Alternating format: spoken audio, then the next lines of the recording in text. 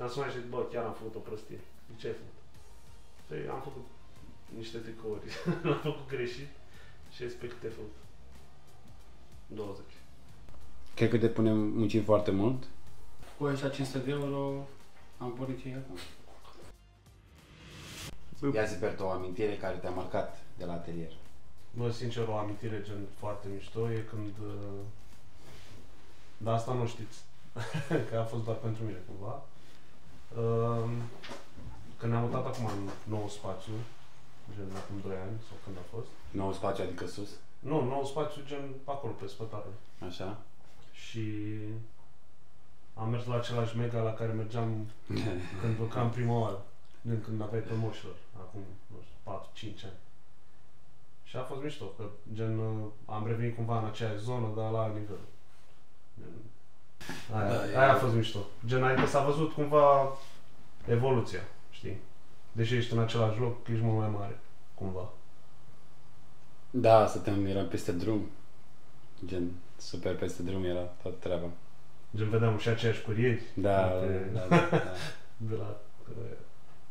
Da, a fost tare și în apartamentul ăla. A fost foarte mișto, în dressing, vrei să zic. Da. Era un apartament cu 3 camere pe care le împărțeam cu încă 2 persoane și showroom-ul era... Și cu un cățel. Și cu un cățel mare, da. Și showroom-ul era un dressing într-un bloc vechi. Și showroom-ul era, nu știu cât e acum la noi, nici nu știu, nici baia mică. Nu, hai un pic mai mare. Nu, baia mare, cât baia mare. Asta era showroom-ul. Dar oamenilor le plăcea, se simțeau bine. Cam departe baia mare. Se simțea bine.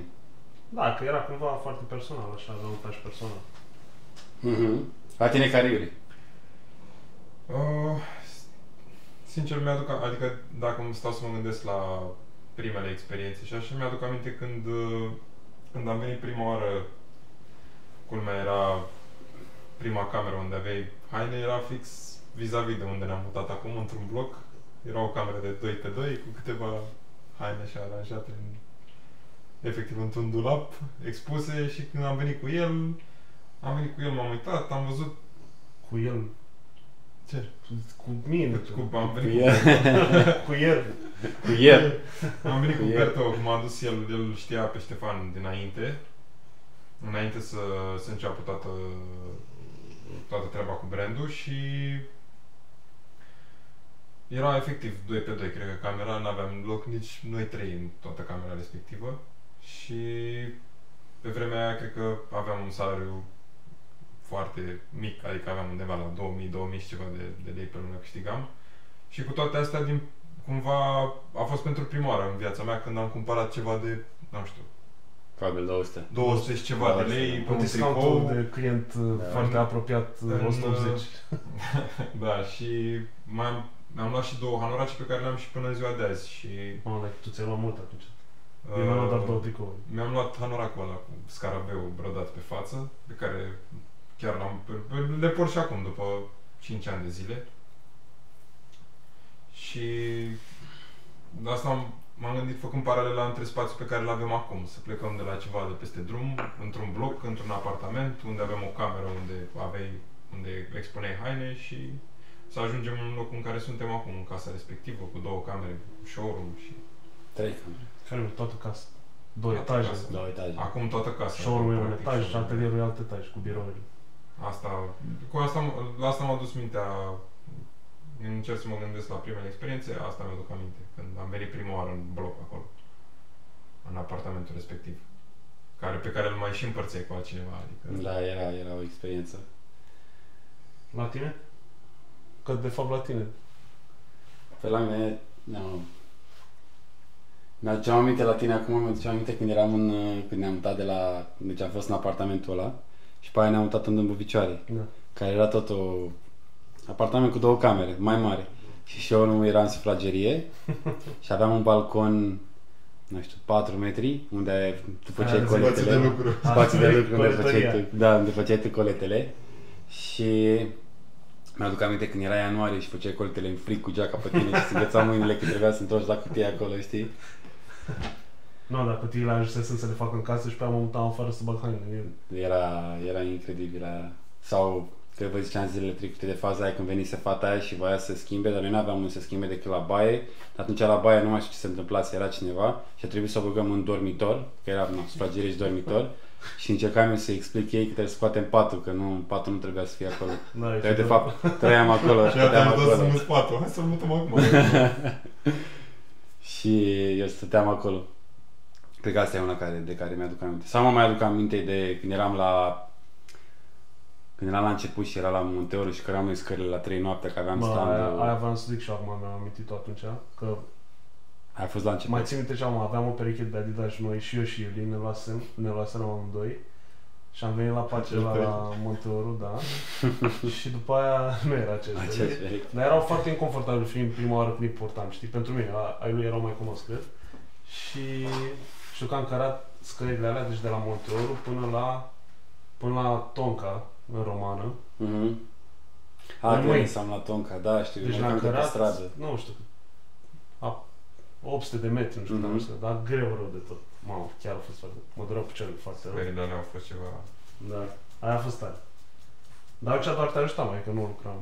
Te-am ajutat atunci și te-am ajutat la... mai fost un street food, ceva. Da.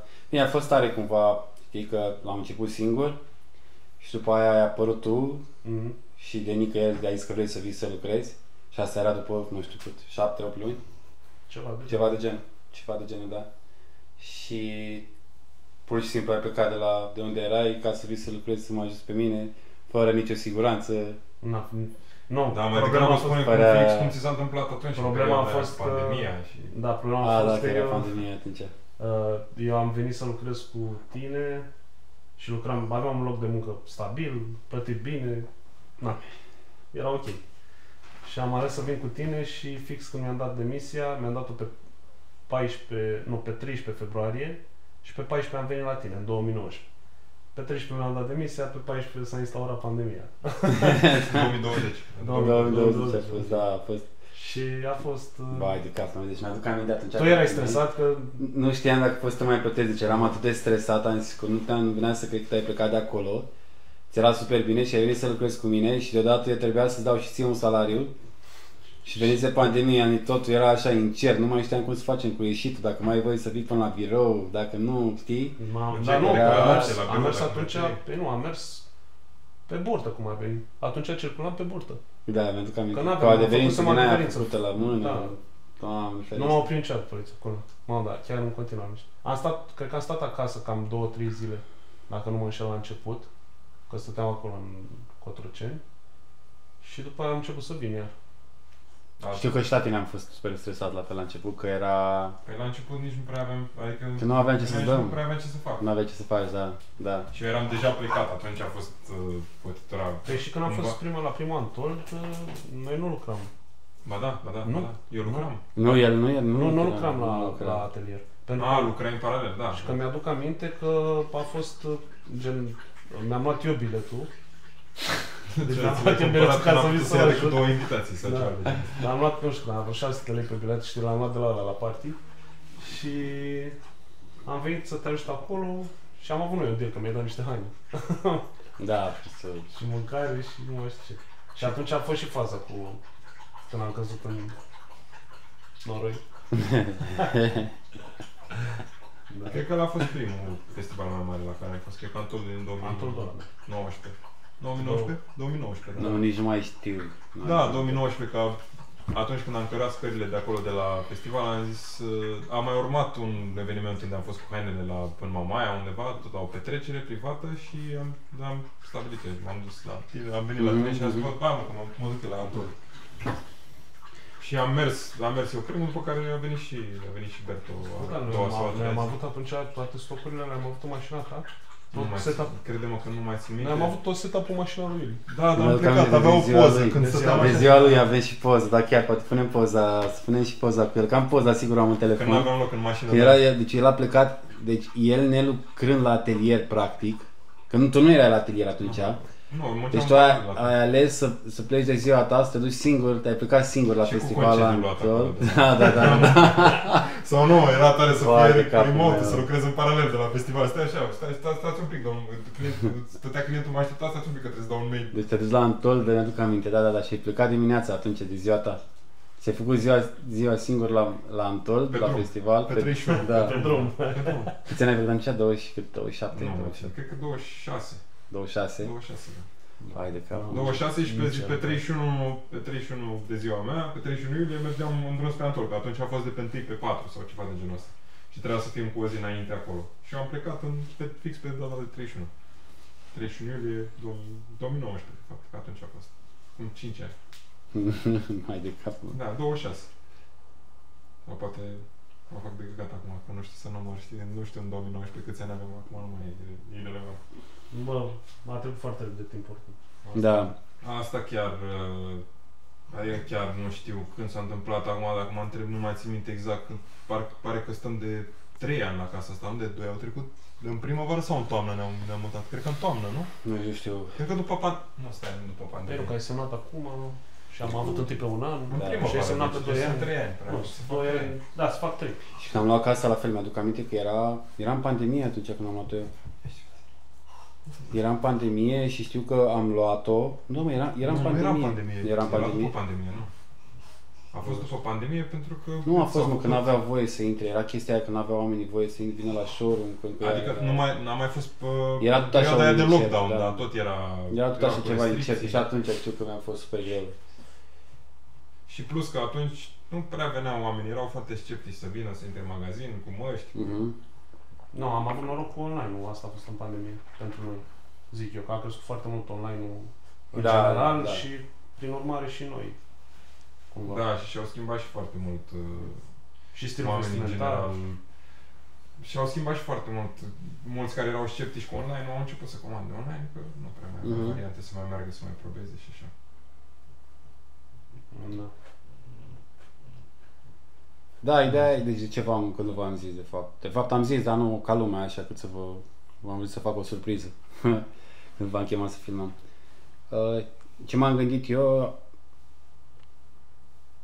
cred că muncim foarte mult și m-am gândit că ar fi plăcut să povestim așa, dacă tot facem 5 ani acum zilele astea sau nu știu, luna asta, nici nu mai știu exact când.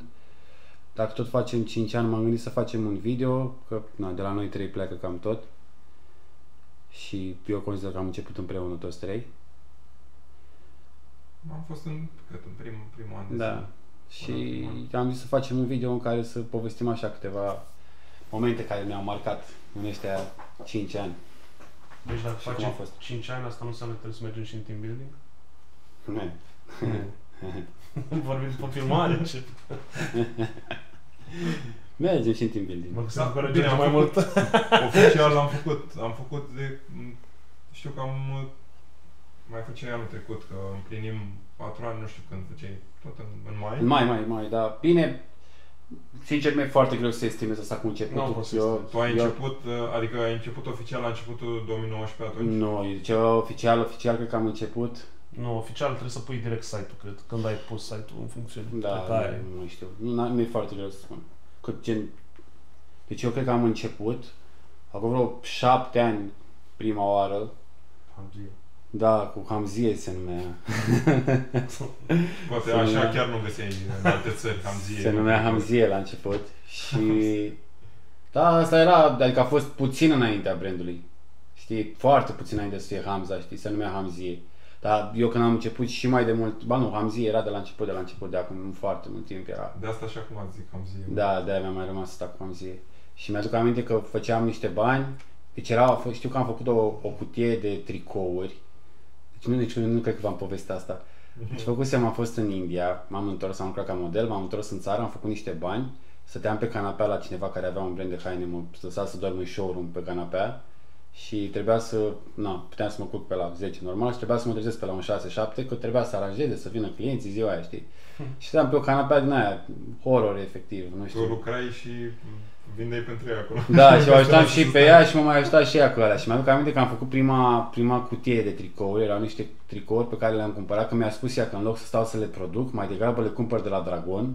Și cumpărasem de la Dragon tricouri în alea, nu mai știu cât a costat, 15 lei, 20, chiar nu mai știu. Cred că mai găsim și acum mai găsim. Bă, mi-aș dori mult să găsesc, nu știu unde sunt, mi-aș dori mult să găsesc. Știu că le-am aruncat la un moment dat, foarte mult mi-aș dori să le găsesc.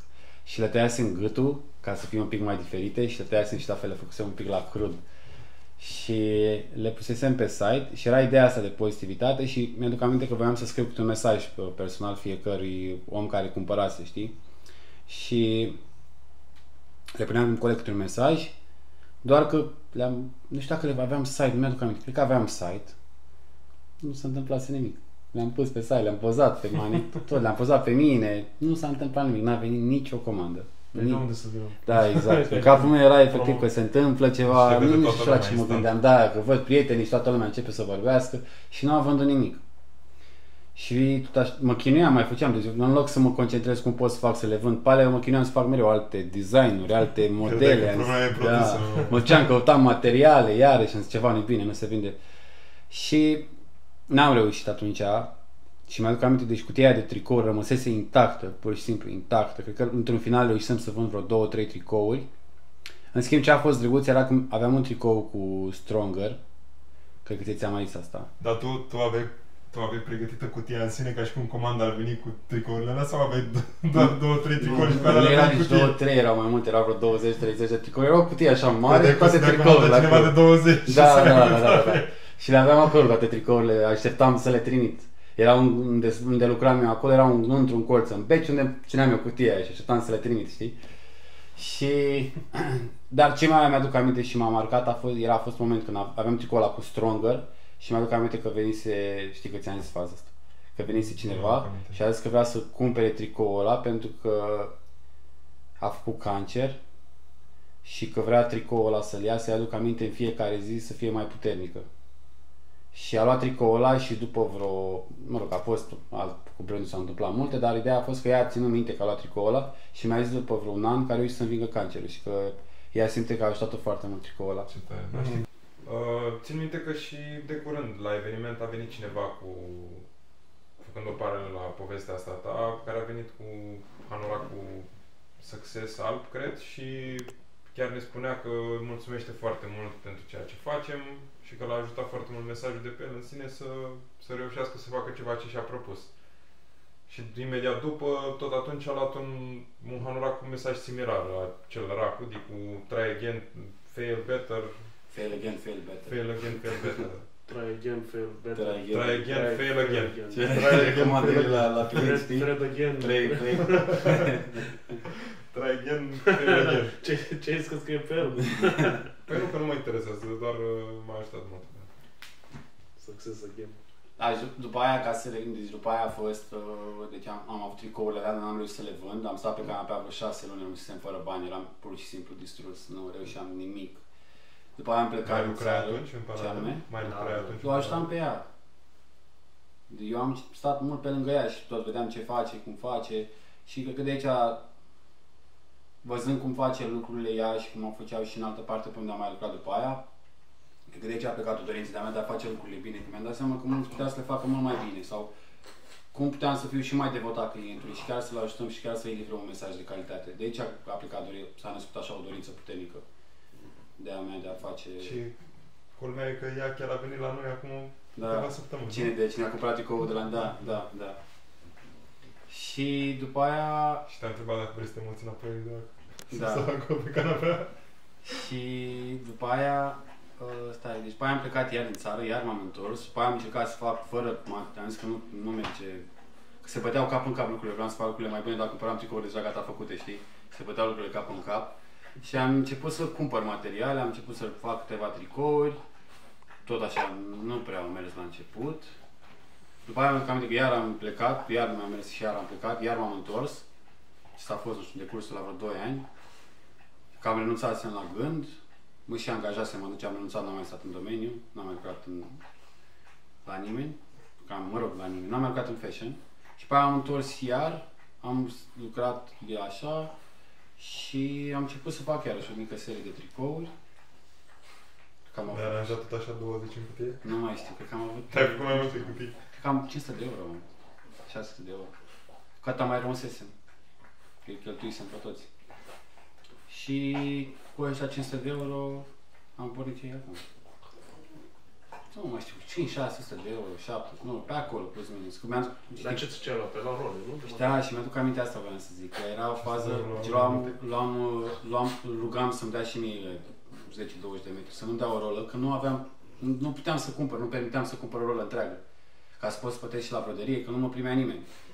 Bă, era o provocare uriașă să poți să faci 2-3 tricouri brodate sau ceva, nu te știa nimeni, nu știa nimeni de tine. Nu-ți băga nimeni în quantitatea de asta mică. Și nici măcar la materiale mă rugam pur și simplu de aici și tot le promiteam că o să merite mai târziu. Că acum să fim cei mai importanți furnizori de la... Noi să fim cei mai importanți clienți de la materiale, știi? Cum au...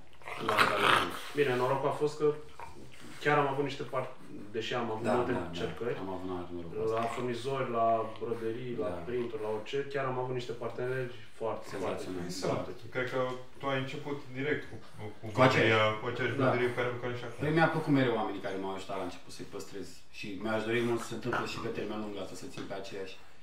Și uite asta vreau să zic, că eram la materiale și trebuia să aleg, deci luasem negru și trebuia să aleg o culoare nouă și eram între un gri fumej și un bej. Și am stat și m-am gândit, am plecat, am stat, am mai sunat, am încercat să întreb prieteni ce culoare ar cumpăra. Deci era așa o teamă să cumpăr o rolă pe care să nu o vând, să rămân cu ea. Mi se părea pur și simplu ceva ce mi-ar termina tot. Și... Sau că ți-e acum oare? Am început spectacolul acum. Băi, Shiva! E ora lor. Shiva! Se vede doar cum mă mișcă așa. Hai Shiva, și... Gata. Și trebuia să aleg aia, am ales culoarea. Și luasem beige până la urmă, ca beige chiar să devină un succes al brandului și cu o culoare, da. Pe care l-avem și acum. Și pe care l-avem și acum. Și cred că și tricourile alea le-am făcut prima oară și acum le avem. Aveai pentru că eu când mi-am luat de la tine... Tot beige a luat. Eu mi-am luat... Deci, eu am primit prima oară, am primit un cadou de la cineva, un tricou, care acum, nu știu, a ajuns pe undeva pe la Stel sau ceva de genul. Nu am recuperat nici până acum și mi-a plăcut foarte mult tricou. Și era oversize, eu nu purtam oversize. Și după aia când am venit ulterior, ne-am cunoscut mai bine și așa mai departe și am venit cu Iuli. Țin minte că m-ai băgat pe gât, că nu pot să zic altfel, numai eu. Cred că nu mai scăpat. Perfect pentru tine asta. L-am avut la petrecerea aia când am cărat scările. Că eu mergeam la sală și atunci aveam impresia că dacă iau mai iau ăla ar bine. Îl mai pun câteodată pe mine și dau seama că chiar așa. mai tras în piept cu el. Și că nu, că ți las la 180 de lei pe ăsta. În fine, și am luat ăla și mi-am mai luat după aia tricou self-care pe care l-am și acum, beige. Are aceeași culoare, aceeași textură, aceeași broderie, nu e nimic schimbat. Dacă nu mai vine la fel cum m-am mărit eu. Dar e fix. Greșat, nu mărit. M-am mărit. Așa. În vârstă. Dar e la fel, a rămas la fel. Deci cred că din beige-ul ăla... Da, e același lucru. Și eu am același tricou pe care îl am și acum, adică până în ziua de azi arată la fel. Adică nu e nimic schimbat, excepție, bineînțeles, a zonei. Deci după aia, cam ăla a fost parcursul, așa cum ați ajuns voi să veniți. Și de aici a început... A fost fix o... Măcelăria. A fost fix o întâmplare că el te cunoștea. Da. Și printr-o petrecere unde am mers el în prealabil, am venit și eu, am văzut hainele și acolo și părea că acolo oricum, acolo era comunitatea care cumpăra de la tine și la început chiar mă simt, adică chiar îmi dădea o senzație de apartenență a unui grup, știi, cumva. Și asta a fost și pentru mulți oameni la început, știi, că noi făceam niște eforturi să ne luăm totuși, că n-aș fi dat 200 de lei pe un tricou, sincer, în perioada aia. L-am dat amândoi cumva, bine, dar cred că de-aia și făceau oamenii eforturile astea, știi? Și așa s-a creat ce acum. Și așa am ajuns în punctul ăsta. Măcelăria, cum îi spuneam. Da, începutul, ăsta a fost doar începutul. Și credeam, au venit pe parcurs. Credeam că el o să fie mult mai simplu, de multe ori mă gândesc la asta. Și cât de simplu, în capul meu cât de simplu părea totul așa. Din afară, probabil și pentru cei care se uită pare simplu. Sau cel puțin nu că pare simplu, nu pare atât de greu. Da. Dar cred că în orice domeniu e așa. Care e cel Depinde mai... dacă vrei să treci peste nivelul la care ești, atunci trebuie să Da, muncești. Adică puteai să o faci simplu, dar rămâne în același punct și nu cred că își dorește mai multe chestii. Probabil și asta e că am încercat să fim peste tot, să facem cât mai multe activări, să fim și mai aproape de oameni, să ne dedicăm și mai mult timp lor, să fim mereu alături de ei. Dar care e cea mai, care e cea mai dificilă? Cea mai dificilă a fost pentru noi doi când am avut o construcție mai mare la Antol. Tu ai mers cu 2 zile înainte să supervizezi construcția. Vreo 2-3 zile înainte, nu știu, că a durat o grămadă să fie instalat și am zis noi că da, lasă că demontăm noi, că ne descurcăm. Și mai degrabă, nu știu, cred că pot să zic că mai mult că îi face foarte mare plăcere să vorbească despre asta. Băi, a fost printre cele mai dificile momente. O să mai am 2 de povestit. Dar deci noi ne-am dus la Antol, am avut o construcție, am avut un parteneriat acolo, foarte mare construcția, care a fost pusă pe picioare, ca să zic așa, cu o echipă de câți oameni erau? 6-7 oameni? 6 oameni.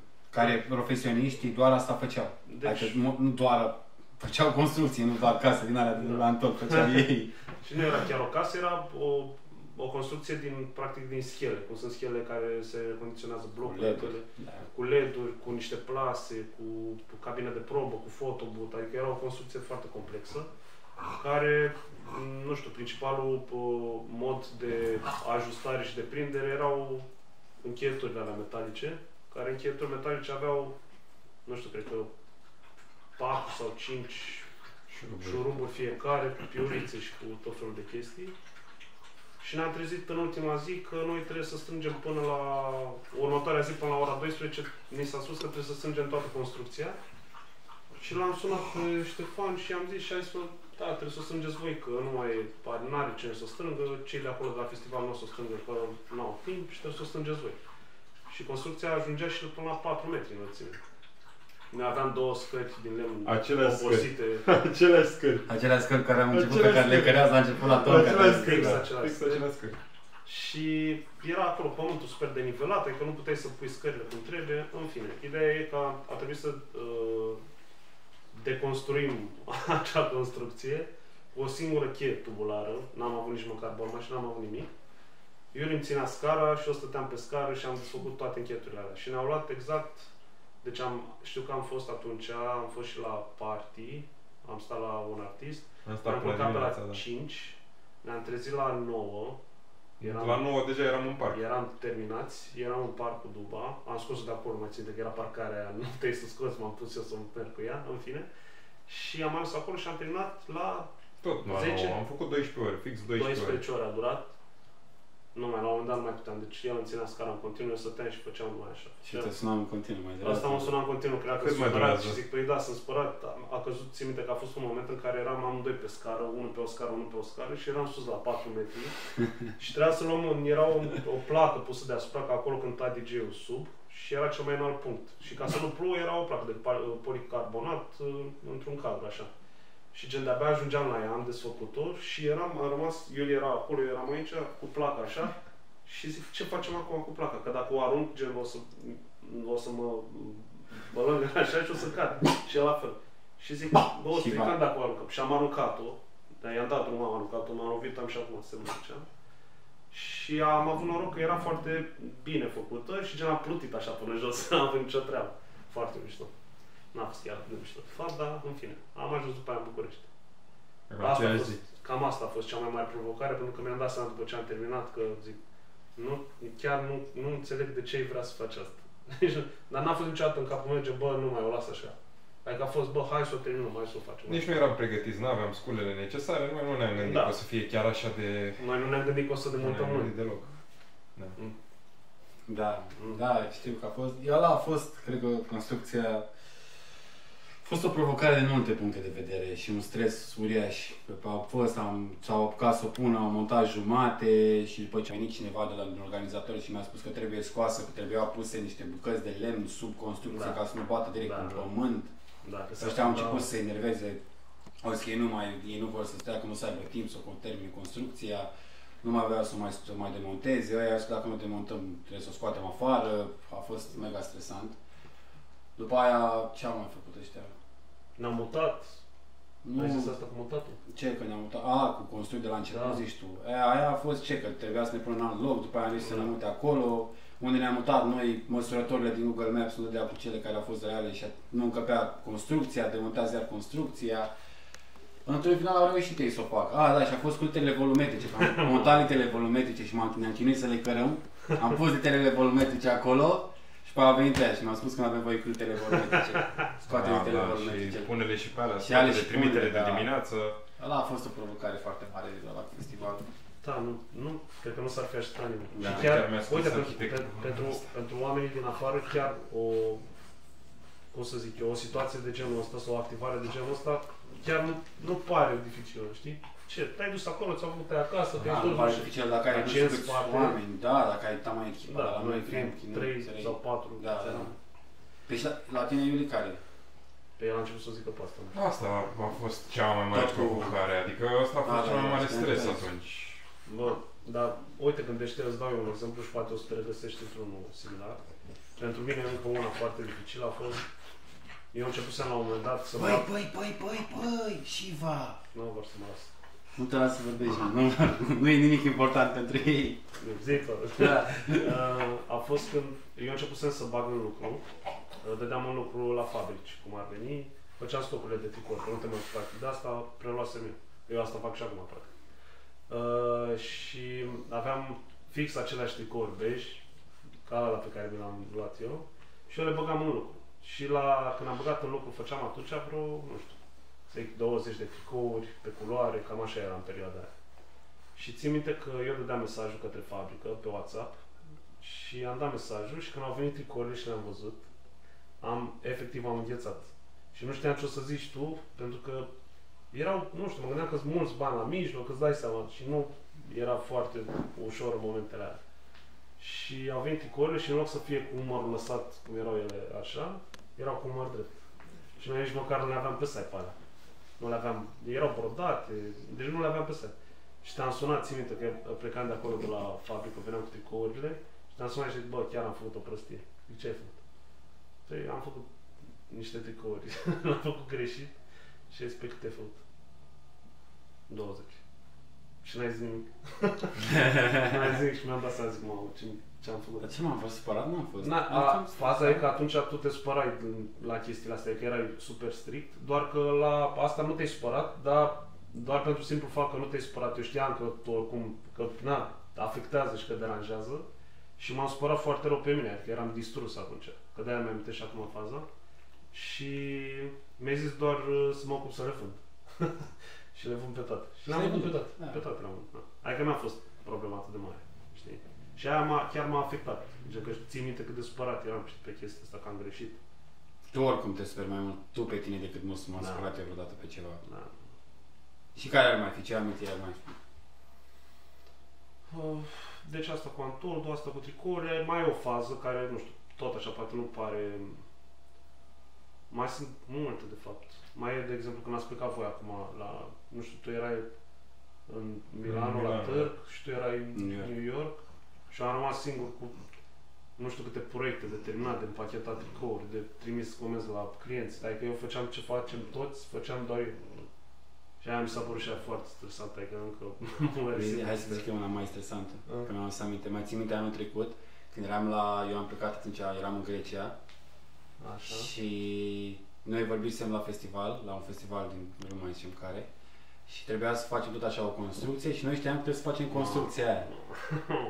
Și a rămas că facem construcția acolo. Punct. Nu era nici urmă de îndoială, aveam dovada, scria da, venim, totul era clar. Cu standard. Și da. Și după aia m-ai sunat tu și mi-ai zis, avem o problemă, nu putem să mergem la festival ăla pentru că nu avem loc.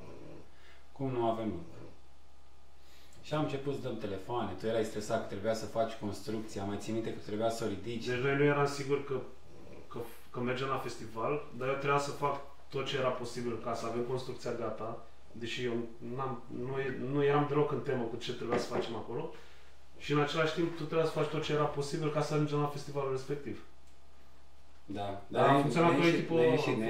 Eu n-am acceptat niciodată gândul că eu nu o să intru acolo, deși n-am meritat la final, dar n-am acceptat gândul că noi nu putem să intrăm când noi am zis că mergem acolo. Și la fel și la clienți am zis. Da, și la fel am zis, bă, rezolvă și știu că s-a dat foarte rău peste cap, că rezolv sigur. Rezolv sigur. Deși, efectiv, când mie mi-au spus, bă, nu ai nicio șansă să intri. Și ziceam lui, bă, rezolvă-le că intrăm sigur. Și ei tot așa îmi spunea, nu se poate, nu se poate. Ok, vreau să vorbesc cu altcineva. Până la urmă s-a putut.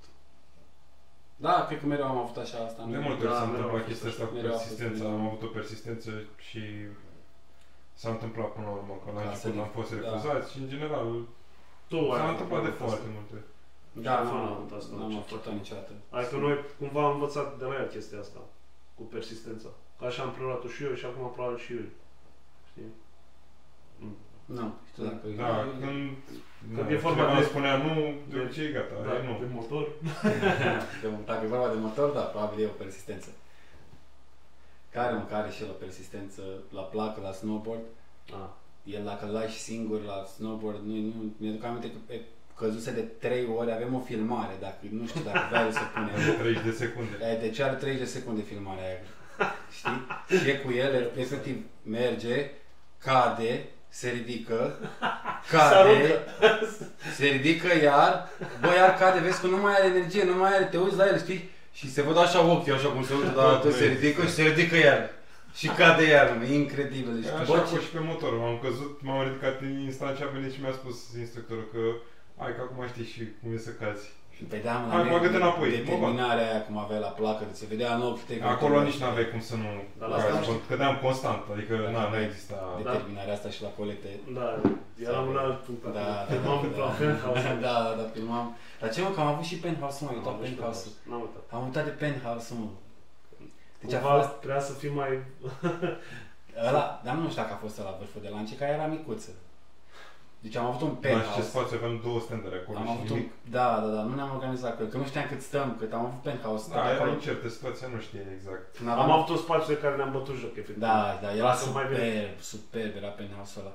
Toți clienții, nici n-am știut să ne promovăm cu el, toți clienții când veneau spuneau că e superb. Deci am avut și penthouse-ul ăla. Dar știi care e ironia la penthouse-ul ăla? Eu am o poză în 2017, când am fost cu cineva care închiria Airbnb-uri. Și el urma să aibă mai multe apartamente acolo. Da. Și el avea deja unul care era gata, dar încă nu era construită zona de sus, de penthouse-uri.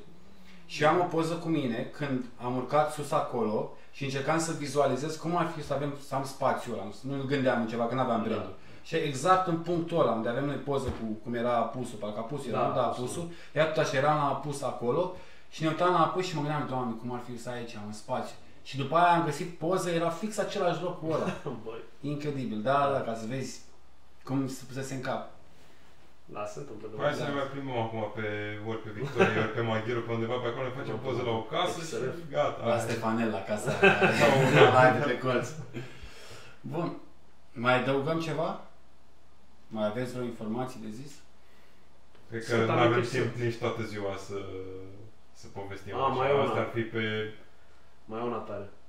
Când am schimbat o fabrică, am încetat colaborarea cu o fabrică și noi, chiar până și în punctul de astăzi, nu avem o dubă, n-am avut mașină de firmă și am mers cu mașina mea, că eu aveam mașină când am început să lucrăm împreună și am făcut tot ce am făcut cu mașina mea, a început după aia și cu a lui. A lui e mai de festivaluri mașina. Era mai nouă de asta. E mai de festival, mai de e mai ok.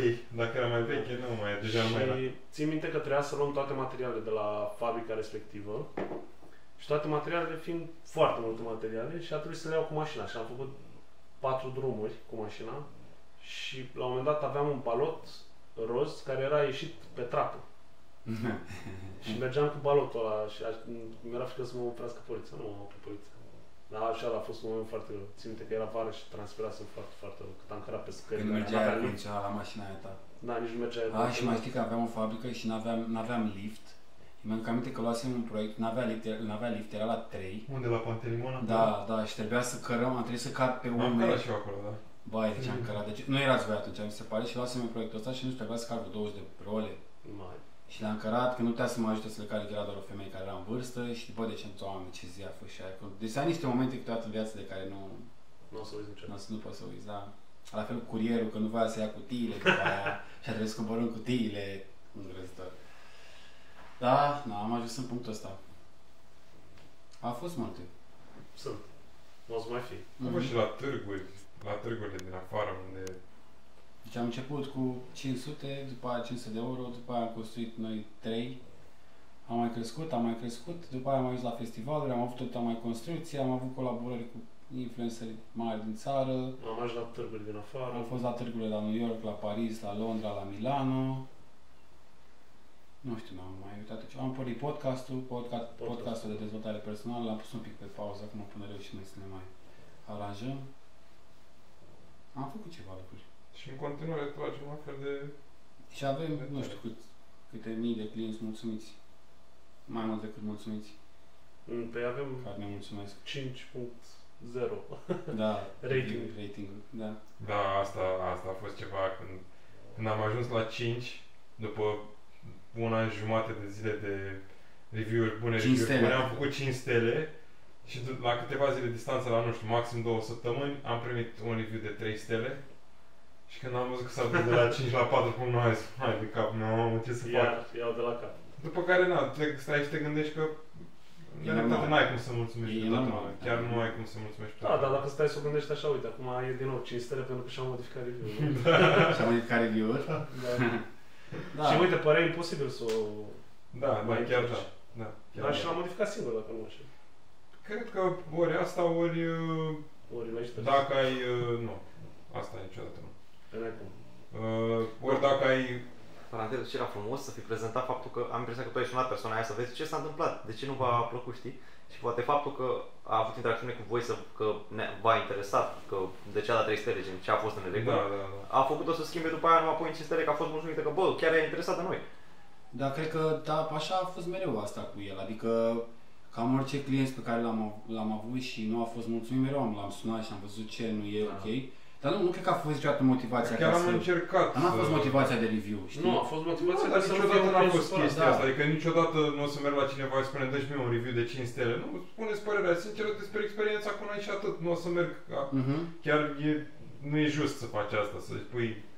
E și o prostie, că nu mai reflectă realitatea. Adică tot ce se vede la noi pe site reflectă fix experiența respectivă. Da. Și gândește-te că cumva când îi dai omului de review, că ai spus tu mai înainte, ce ai zis bine, știi? Adică el își pune părerea acolo, că noi le trimitem link-urile, știi? Fie că e bună, fie că e rea. Și noi după aia încercăm să vedem ce s-a întâmplat ca să și avem un... Să știm dacă s-a greșit undeva. Adică când am avut review respectiv, chiar am sunat de curiozitate să văd ce a fost, ce nu i-a plăcut și așa. Și uite că probabil a contat foarte mult faptul că ne-am implicat și a văzut că chiar ne interesează și când mă interesa să-i trimit un hanorac și asta a fost, că n-a fost niciodată vorba despre asta. Putem să facem ceva. Greșim, de greșit o să greșim în continuare. Asta toată lumea o să facă. Da, adică de greșit o să greșim, o să trimitem produse greșite, o să fie anumite produse care o să se rupă, o să fie anumite materiale care, că uite, de materiale, dacă mai ții minte, când am avut niște role de material, de regulă noi testăm toate materialele. E bine, fix rolele alea, acum am început să testăm toate rolele, înainte nu le testam chiar pe toate, aș minți să spun că atunci. Ideea e că era la fel, era același material. Da, aceeași serie, același tot. Doar suplimentăm de același material pe care știam și era bun, trebuia să suplimentăm. Și nu le testam pe vremea aia, că știam că e același lot. Nu e același lot, mă rog, același lot se spune. Și mi-aduc aminte că veniseră, nu știu că am făcut vreo 100 și ceva de produse și a venit un client, ne-a spus că i s-a scămoșat, am zis că nu e posibil, nu are cum să scămoșeze, că noi le-am testat. Și după aia au venit și mai multe persoane, ei suna și le ziceau, că noi de-aia și sunam. Atunci când am semnalat direct, am sunat pe toți pe care, și după aia, cărora știam că am trimis produsul din materialul respectiv. Și ai aflat, deci am sunat pe toți care au avut problema asta, unii ne-au spus chiar că nu au avut încă problema asta, dar la noi la toți atunci, dacă nu mă înșel, la toți, le-am luat produsele înapoi și am schimbat produsele. Păi noi am făcut cam cum se face în industria auto. Le-am chemat înapoi în fabrică. Da, am chemat toate produsele înapoi și le-am schimbat produsele. Le-am schimbat la toți clienții, da. Și am rămas, nu știu, 150, 160 de produse. Nu știu, de până în 150 Da, adică ne-am asumat 100%, știi? Și pantaloni și hanorace, băieți. Dar uite ce mișto a fost experiența aia, că la o scară mai mică și am văzut că a fost o problemă și acum testăm tot timpul. Noi tot timpul, nu știu dacă tot timpul, și asta e exagerată, dar spălăm din când în când rolele, știi? Ne mai uităm la bucăți de materiale să vedem dacă se scămușează. Și avem obiceiul de a verifica orice material temelnic, știi? Da, dar la fabrică se mai greșește, adică oamenii îți mai trimit materiale și... ce stres a fost și atunci. Nu-ți verifică. A fost stres, da. Dar uite că... Dar în general, gândește că oamenii sunt obișnuiți să se întâmple chestiile astea la, nu știu, și la produse, la branduri foarte mari și li se scămoșează și știu că li se scămoșează după câteva purtări. Cu toate astea, poate dacă i s-a întâmplat cuiva care se mai întâmplase și de la un alt brand și așa, probabil că era obișnuit și probabil a fost foarte surprins, plăcut surprins de faptul că, bă, s-a întâmplat ceva cu panul da, uite, l-am spălat de 2 ori și deja a început să apară scame pe exterior. Păi stai puțin, că, uite, a fost situația respectivă, trebuie să îl trimiți înapoi la noi și noi ți-l schimbăm, pentru că a fost de așa natură încât să se întâmple, fără să ne dăm seama, fără să știm. Da. Și... Da, am avut noroc și de clienți foarte înțelegători, sincer. Adică, da, adică toată lumea a fost, da, nu știu, foarte ok cu chestia asta. Deși, na, pe mine m-ar fi deranjat, sau pe tine, Îți dai seama să ții un hanorac să scămușești și să... Da, e inadmisibil, dai 400 de litri în hanorac. Da, au fost foarte ok. Uite, lucrul care se vede preponderent e faptul că, odată pe lângă calitatea că la bază stau recomandările din persoană în persoană. Așa e, asta e cumva cel mai clasic și cea mai sigură metodă de recomandare. Când cineva spune de calitatea respectivă, nu menționează doar de calitatea, menționează și de cum abordăm noi situațiile. Și de asta, de foarte multe ori, au venit la noi foarte deschiși, adică nu au venit supărați, bă, uite, mi s-a întâmplat asta, salut, uite, am avut așa și mi s-a întâmplat ceva cu el. Dar nu e nicio problemă, uite, știu sau, de fapt, când s-a întâmplat defecțiune, trimitem la noi să vedem exact ce s-a întâmplat, că poate, într-adevăr, este din vina noastră și noi îl schimbăm dacă cumva a fost ceva defectos, o cusătură și așa mai departe. Adică întotdeauna am încercat să, până la urmă, astea sunt niște chestii normale. Da, și sunt unele, uite, de exemplu, la noi cea mai mare problemă, mi se pare că la noi în România, este metoda de abordare a companiilor sau a business-urilor față de clienți. Când în unele situații chiar pare că cumva e invers, adică pare că el îmi face un favor, mie nu invers. Da, el le face. Că eu îți fac ție un favor, adică... El îi spune toate frustrările, acum știi? Da, chiar așa e, adică peste tot, în foarte multe locuri, întâmpini o atitudine din asta. Stai că să te servesc eu. Păi da, despre asta e ideea, să mă faci să mă simt comod, că atunci când mă faci să mă simt bine, o să revin la tine, nu? Păi dacă mi-ai făcut odată urât sau așa, mă duc, îi spun tuturor că, bă, uite mă, cum s-a comportat ăsta cu mine și nu o să mai revin niciodată. Da, pe noi ne recomandă toți ca du-te la băieți, că super mișto băieți. Da. Asta e mereu. Și în review-uri se vede asta. Da. Super crew, super staff, nu știi. Adică mi se pare că așa ar trebui să funcționeze toate locurile. Dacă ar funcționa toate business-urile așa, mi se pare că chiar am avut de să dăm noi un exemplu. De-aia și apreciază aia de afară foarte mult, nu știu ce review-uri ne dau aia de afară, că li se pare. Da, dar uite. Aia din Anglia, li se părea incredibil că să livrăm.